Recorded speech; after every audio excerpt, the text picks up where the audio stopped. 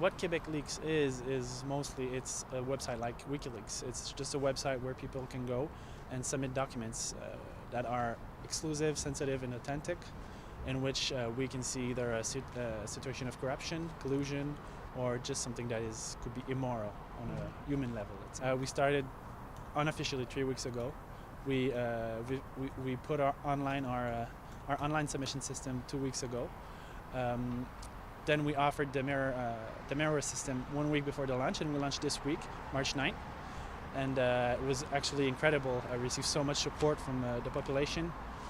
We have a Facebook group who has almost as much people as the biggest political party in Quebec, which is Parti Québécois. So we have it hasn't been a week already, and we have already so much support. We have a Twitter account which has been followed very much. We receive media coverage in all the medias in Quebec.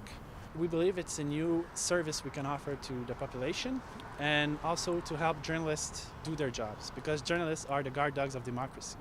And right now what we're seeing, and the reason why we started Quebec Leaks, is that more and more there's been more and more problem with the access to information.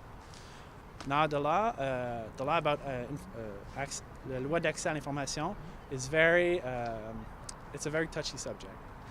Most of the times when we used to, you ask for documents, you receive it, it wasn't completely redacted. Now when you ask for a document, it takes a very long time, and most of it can be redacted without knowing the specific reasons, except economical security, national security, and that kind of stuff. But more and more journalists can do their jobs. This is why we started Quebec Leaks, to help them accomplish their jobs, and also support them in specific cases, like Daniel Leblanc, which is a journalist at the Globe and Mail, who had to go to the Supreme Court to fight his right to keep his source secret. So this is the kind of stuff that we want to support and put new process in place to support the job of a journalist. Now, the way we see ourselves on a society level, it's a complete different thing. Right? We see ourselves as being part of a global movement, which is why we took the Leaks name. Because there was, when we started the Leaks, Quebec Leaks, there was a lot of people were like, why are you using an English name for Quebec? So that was very important stuff, and we wanted to make it clear that we took Leaks because it's part of a global movement who's going on right now. It started back in Web 2.0, let's say, because it was more like the social web. Then there was obviously Facebook, Twitter. There was WikiLeaks also was there to open government. So then on the more human level, it started back in Tunisia, Egypt, all the Arab world. Now it's coming slowly here, where people are trying to take back their governments, make it more transparent, know what's going on in your country, stop being afraid of the government, make the government being afraid of the people in a way that they feel like they're being watched by the population. Like they have to know where the money is going, because it's our money in the end. They have to know who knows who, why are some specific contracts given to specific companies, what happens with their natural resources and stuff like that. So we see ourselves as a tool, as a web tool and a tool for journalists, but also as a society tool, a society movement. We launched without any documents. Now there was a lot of people were unhappy about that, because we're expecting us to launch with documents. Now for us, we made it clear, like straight for the last few weeks, that we didn't have anything.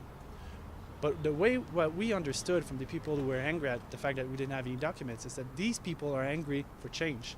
They want more. They know there's corruption. Most of the people know there's corruption and collusion, and they just want documents to go out. They are just like they can't wait for it. So we believe once we start publishing documents that are effectively sensitive, authentic, and exclusive, that the media will, the response will be even more positive. We expect to receive more documents from 2000 to right now, hopefully involving big corporations and public companies, publicly owned companies.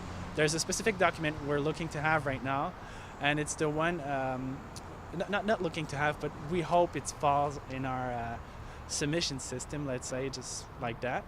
And it's the deal between Hydro-Québec and Petrolia regarding all the resources at Anticosti Island that Hydro-Québec wanted to make public, but the Petrolia refused to make public, and it's our natural resources. I think we believe it's important for us to know how much the money involved in this.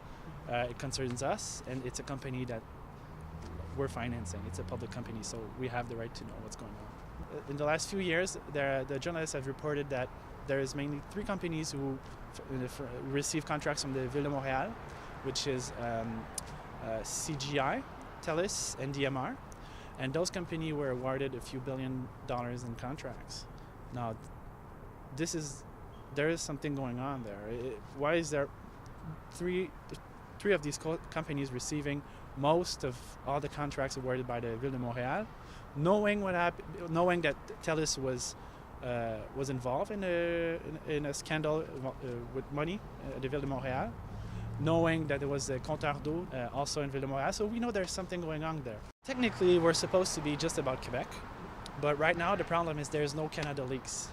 So we will be covering Canada stuff, obviously, but we hope that somebody will take, will take the lead and create a Canada Leaks also system, which we would all really be interested in working with, because we're actually trying to build up a global alliances with French Leaks, with WikiLeaks, Open Leaks. We're trying to build up a big global alliance of leaks systems.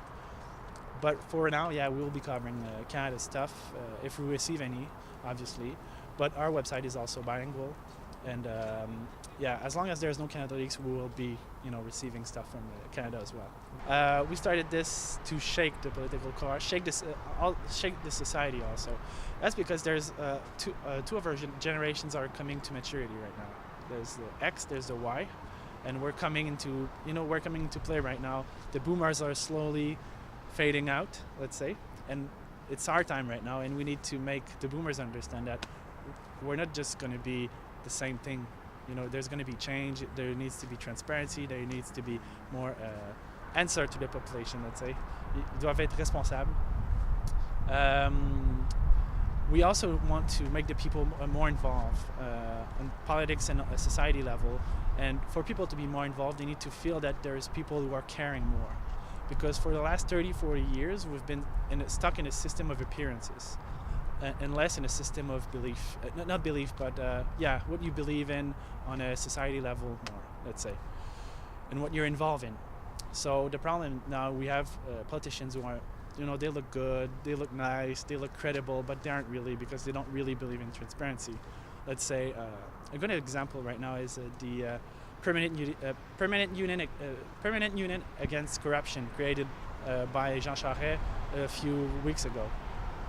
For us, it's just a matter of, this guy doesn't really believe in transparency. He creates a unit to put, the responsibility on this unit about transparency. But what needs to happen is a change in the government.